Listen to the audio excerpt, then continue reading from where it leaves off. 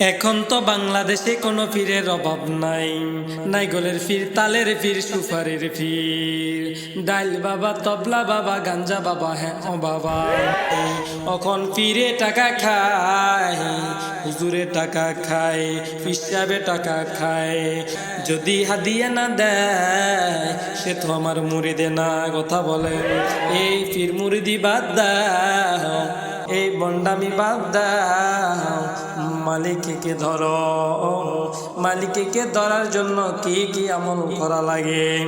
এক নম্বরে সুদ ছাড়া দিতে হবে, ঘুষ ছাড়া দিতে হবে, দুর্নীতি করা যাবে না, এক কথায় হারাম খাওয়া যাবে না।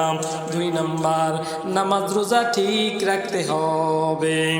তিন নম্বর নবীর আদেশ মতো চলতে হবে, পরের হক মারা যাবে না, চুরি করা যাবে না, বাটপারি করা যাবে না।